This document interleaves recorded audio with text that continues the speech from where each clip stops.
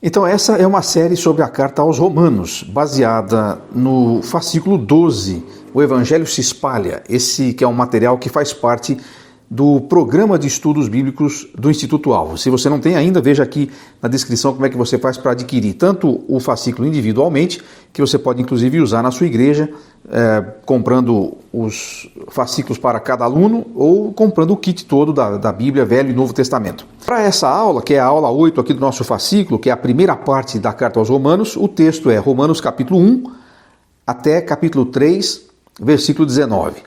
A gente já comentou em alguma aula anterior que os versículos e capítulos e versículos, essas divisões da Bíblia, elas não fazem parte do texto. Quando Paulo escreveu a carta para os Romanos, ele não escreveu lá em capítulos e versículos. Essa divisão foi feita bem depois, inclusive depois que a Bíblia foi impressa em papel.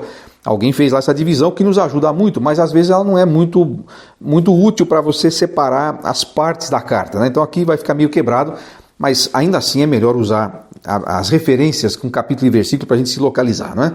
Vai lá então e leia o texto, ou se você preferir, à medida que a gente vai passando pela carta e vai comentando aqui, vai procurando ler o texto. Se você tem o seu fascículo aí, então você pode acompanhar as divisões também da revista. Essa carta aos Romanos é uma das principais epístolas do apóstolo Paulo, muito necessária para os nossos dias, foi praticamente a base onde a reforma protestante encontrou o seu argumento, porque nós vamos falar durante todo esse tempo, na verdade Paulo vai falar sobre a justificação pela fé. É interessante que Paulo, a essa altura que ele escreve a carta, ele nunca tinha estado em Roma, ele nunca tinha visitado a igreja que estava lá, o que indica que Paulo não tinha assim uma predileção pelas igrejas que ele mesmo fundava. Ele vai falar inclusive nessa carta que ele tinha um lema, ou que ele tinha um mote, ele não pregava o evangelho onde Cristo já fora anunciado, quer dizer, ele não procurava semear onde já havia ali uma semente lançada. Era o sistema que ele definiu, era o propósito que ele definiu para a sua vida, a sua estratégia de ministério. No entanto, ele gostava de estar com os irmãos, ele fala aqui no começo dessa carta do interesse que ele tinha de estar em Roma. Ele acabou chegando lá algum tempo depois que ele escreveu isso aqui, de uma forma até bem inusitada, porque ele chegou preso.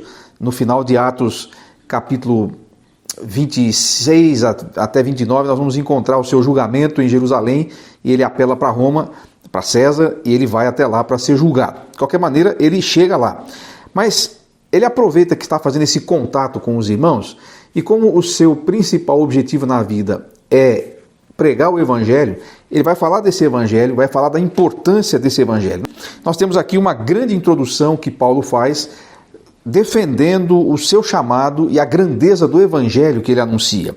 Ele mostra, como sempre faz nas suas cartas e como provavelmente sempre fazia nas suas pregações, que de fato ele cria nisso e ele pautou todo o seu ministério nisso. O evangelho é uma mensagem que vem da parte de Deus, não tinha sido criada pelos apóstolos que tinham vindo antes dele, ou nem mesmo por ele. Eles apenas tinham recebido aquilo, como quem recebe um grande tesouro, e eles precisavam compartilhar. Por isso que ele vai abrir a carta dizendo que ele não se envergonha desse evangelho, de jeito nenhum.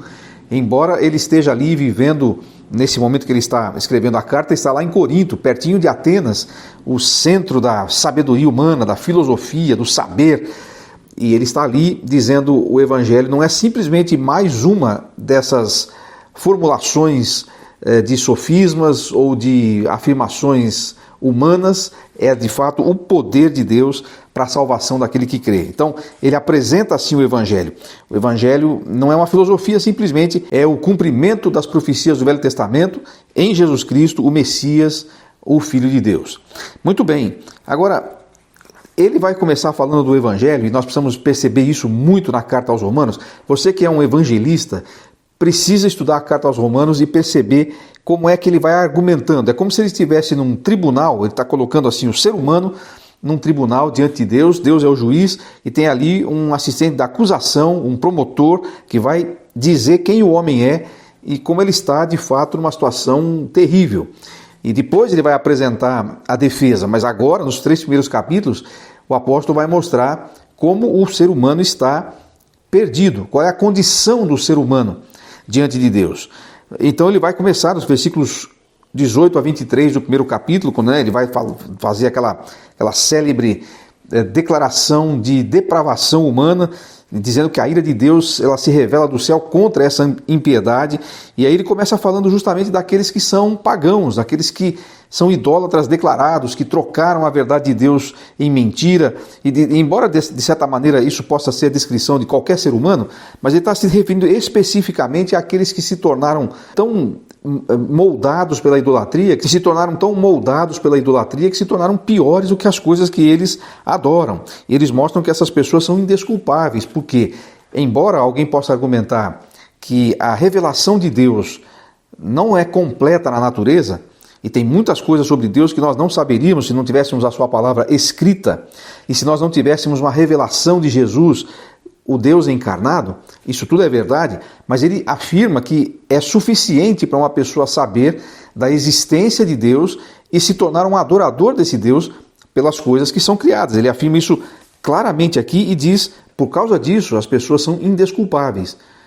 E ele está então colocando aqui debaixo da condenação aqueles que são pagãos, aqueles que são idólatras, aqueles que abandonaram a divindade verdadeira para assumir no seu lugar as divindades falsas. Ele mostra também que o idólatra, aquele que não tem Deus como referência, ele perde todas as outras referências.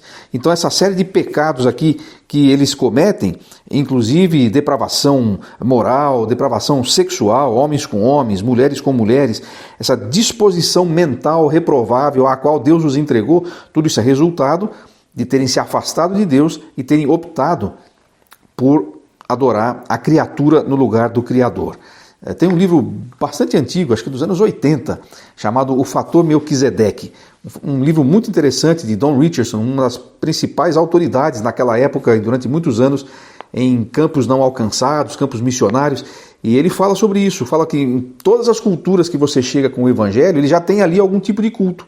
Eles já têm ali alguma noção de divindade e eles estão adorando, porque justamente nós fomos criados como seres humanos como adoradores. A nossa tendência faz parte da nossa essência, do nosso DNA, os adoradores de Deus. Mas quando nós rejeitamos Deus, nós somos entregues a qualquer outro tipo de idolatria. Então, o Don Richardson falava isso nesse livro, que todas as culturas têm um testemunho de Deus, mas que as pessoas eventualmente acabam deixando esse testemunho de lado para adotar suas próprias práticas e filosofias. Então, primeiros capítulos aqui, nós encontramos a condição do pagão, do homem sem Deus, ele é indesculpável.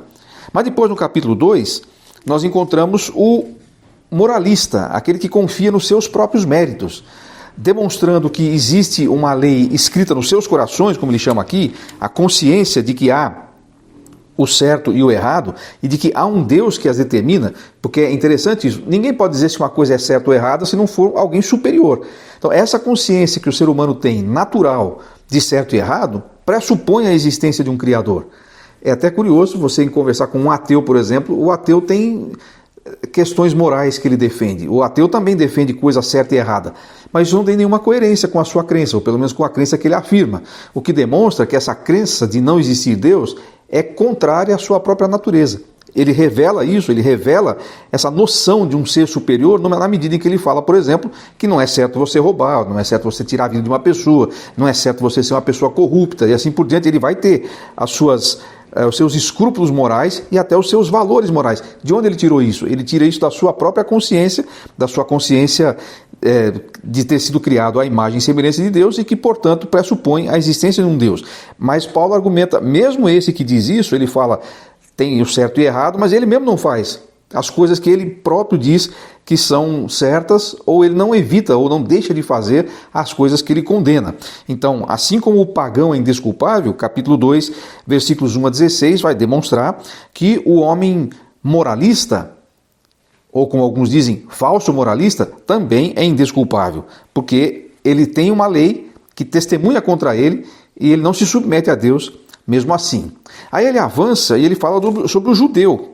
No capítulo 2, versículos 17 até o final desse capítulo, 2, 17 a 29, ele vai mostrar que o judeu que confia na lei, que confia lá nos 10 mandamentos, na revelação, e em toda a tradição que ele recebeu, ele também é indesculpável, porque embora ele se orgulhe de ser o povo de Deus, o povo escolhido de Deus, ele violou a aliança, quebrou a lei, quebrou todos os mandamentos que estavam propostos para ele. Então eles continuam se fiando no fato de que são o povo de Deus escolhido, mas são indesculpáveis porque não creram nesse Deus, e o Velho Testamento todo vai mostrar, desde lá da época de Moisés, e depois Josué, e logo em seguida Juízes, e o tempo dos reis, e tudo aquilo vai mostrar, olha, vocês têm a lei, têm a promessa, têm a aliança e tudo, mas vocês quebraram isso, e vocês também são indesculpáveis diante de Deus. Por tabela, ele está colocando aqueles que são religiosos, aqueles que são moralistas, aqueles que não querem saber de religião, está todo mundo indesculpável. E justamente essa é a conclusão desse pedaço.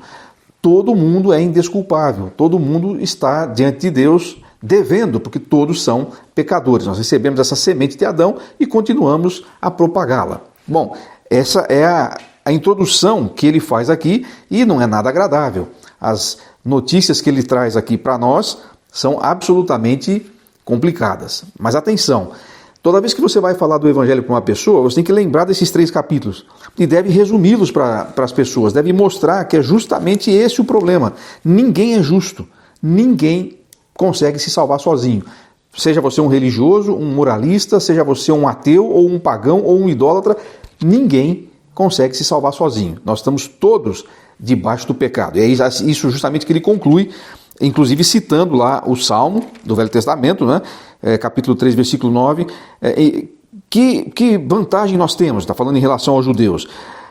Estamos em posição de vantagem? Não, já temos demonstrado que tanto judeus quanto gentios estão debaixo do pecado, como está escrito, não há nenhum justo, nenhum sequer. Bom, a carta sobre a justificação pela fé começa demonstrando a nossa situação desesperadora diante de Deus. Será que vai ser assim?